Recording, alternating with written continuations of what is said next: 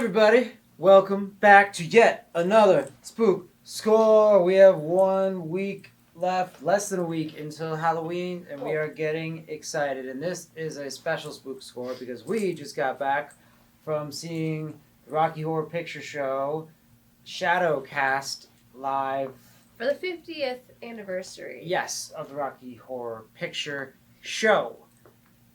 So it's a special one. It's fun. And it was the first time we had ever seen the live show. I've seen it twice because I watched it with you. But you've seen this movie. I've seen it a dozen times. But never with the Shadowcast. Never with the Shadowcast. So it was a first for us, and we were virgins for that experience. Yeah, and that was even more fun. And that was a lot of fun. So let's talk about this, right? It's a great movie. It is a cult classic. It is. It is, I think, one of the cult classics. Like, this is one of those movies I think that created cult classics. Right. So it's a lot of fun if you can see it with other people in a theater and kind of get into the whole vibe of it. It's a really, really good time. And even not, it's still just a great watch. But we got lucky because we had the prop bags. Yeah. It's a very interactive show to watch. Yeah, for sure. So let's talk about this movie. So it was based on a play. Yep. That was in LA, and then they made a version of the play, and it revolves around a couple, Brad and Janet, who are assholes and sluts. Yeah. And they have just gotten married or engaged. They just got engaged. And they are going somewhere and end up at a haunted castle where they meet Dr. Frankenfurter. Yep. Played by it's maybe Tim Curry's best role. It's one of the best, for sure. It's awesome. He's out of his mind along with this movie, but he makes the movie. He is a transsexual Transylvanian, and they have shown up during their transsexual Transylvanian convention. Having a party. They're having a party, and they get roped into the shenanigans therein, and that's the basic premise of this movie. I gave it an 8. So it's, it doesn't really. It's interesting because this movie doesn't really fit the classic horror movie. No. But the strength of Tim Curry as the monster, and I think this movie's incredible. It got an 8 for me. Same. I gave it an 8 as well. It's a super fun time. It's a great movie to watch around Halloween, or really just generally. Anytime, yeah. The music's great. It's just out there. It's really out there and raunchy. It's very erotic. Mm-hmm. You have Meatloaf in the movie. And if I remember right, he got famous after this movie. Yeah. His music career took off after this movie because Meatloaf was in some of the stage versions of the play, right? Yeah, and so was Tim Curry. Tim Curry played it, I think in London. Yeah, so what is it about this movie that stands out for you? I think it's just the music. All the songs are so catchy, you just have to sing along with it. It doesn't make sense, but it works. Yeah, it does, and it's a very fun, silly, and raunchy, erotic comedy.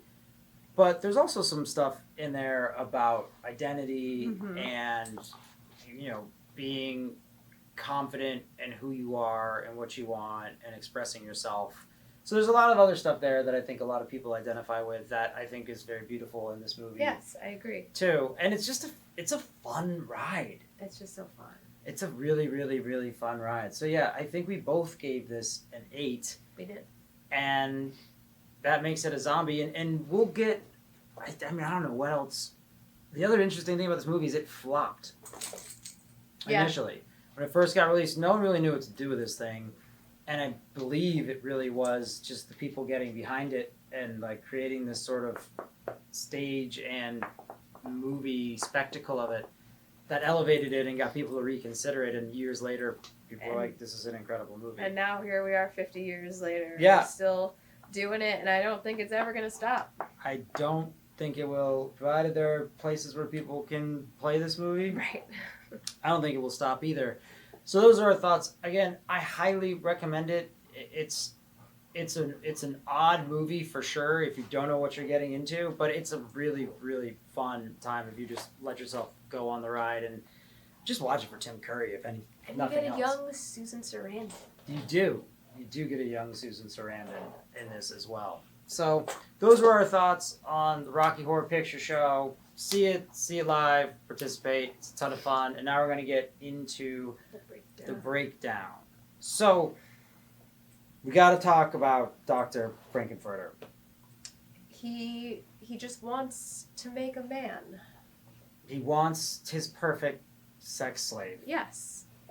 But, you know, he brings in this couple to his home, and other people are interested in his man. It's tough. Yeah, and he's just trying to be a good host. He is. And bang them.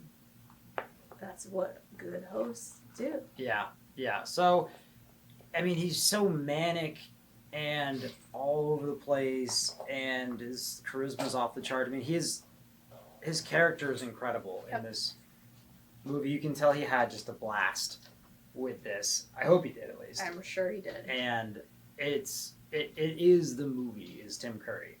And yeah, I mean, he's great. He's fun. He's very charismatic. And then all of a sudden he'll like kill someone. Yeah. Like he'll just be like turn on a dime and kill Meatloaf. Well, because he'll be like, He'll get jealous. Meatloaf's tried to steal the show, right? Mm-hmm. And he's like, no, this is my lab. This is my party. Like, get the fuck back in there. You know, I killed you once. Mm-hmm. I won't kill you again. Yeah. So it's fun watching his turn from just like having fun to being sad and depressed to being melodramatic to being evil. Yeah. He just goes all over the place. You don't know where he's going to take the character. So he got a 3 for a monster. So it's great. 3. It's great. And the kills, I mean, the only real kill in this is him killing Meatloaf. Yeah, Eddie. With an axe. A pickaxe chops him up a lot. Lots of pieces. Lots of pieces. And then puts him in the center of a table to show his uncle. I mean, it was a cool centerpiece. It was a thing. cool centerpiece. And then he does get lasered at the He does end. get lasered, but that's not as, like... It's not really a Cool, kill. So yeah. there's only one kill, so that it just doesn't score super high Not as there. high. I gave it a 1 for kills. Same, I think.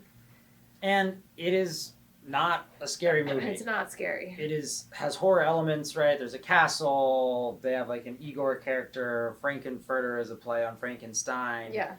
So it's not scary. It's much more just a fun, sing-songy, erotic musical. I will say though, if you're homophobic, this may be the scariest movie. Then you would be scared. By This might scare you more than any movie out there. You have men in drag, cross-dressing, you know, gay sex. Frankfurter's going after everybody. Why not? He's going after. He's raping everybody out here.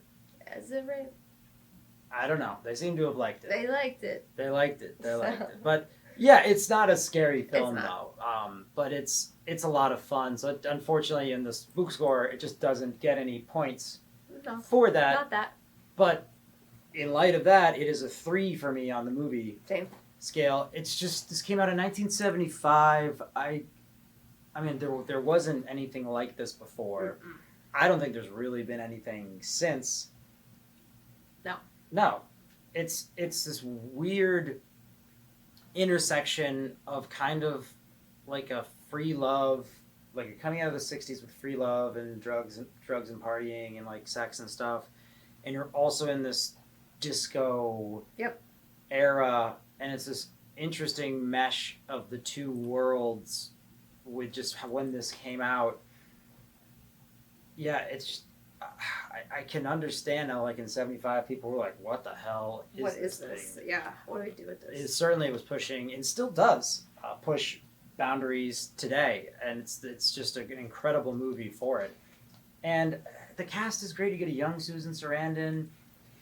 Like it's just like all of the side characters too. They're great. Are great. Like Riff Raff, all of like the henchmen around him are just having the most fun as well. The dance numbers are great. The songs are great. There's a really interesting like positive message in there about like accepting yourself and going for what you want and believe in the world in there. It's a great film, and it gets a wild card because it's a wild film. fucking movie. I think it's almost impossible to watch this and not have fun at some point. I agree, because I went into it and like when we watched together, I'd never seen it, and even if you're like, all right, I don't like musicals and like what's going on in this movie, I still at some point I'm like, it's winning me over. I'm having like it wins you over, just like Dr. Frankenfurter. He wins everyone over. It will win you over at some point in time, and it's an incredible movie. So those were my thoughts. I don't have anything else really to say. No, but now I like, after seeing it with the Shadowcast, I want to like do that every year. Yeah. Like I want to keep going to see it because clearly there's people who do that, and it's just like such a fun time to be in this audience where everyone's interacting and just like the vibe is really nice. Yeah, and you're interacting. Everyone has cues to do stuff. There's a shadow, so like there's a stage and people are doing the movie, a stage version of the movie as the movie's playing, and it's just a lot of fun, and people put a lot of effort and energy into it, and no one's taking themselves seriously. So I recommend seeing this movie, and then I absolutely recommend going and seeing a live version of it and dressing up and having fun. But yeah, those are our thoughts on the Rocky Horror Picture Show. It's a classic for a reason. Go and watch it, and stay tuned, because we're coming into the final stretch here. Getting close to Halloween. For Halloween on the Spook Score. Yeah. Halloween's your first Halloween, Axel. Oh. Yeah. Keep it locked.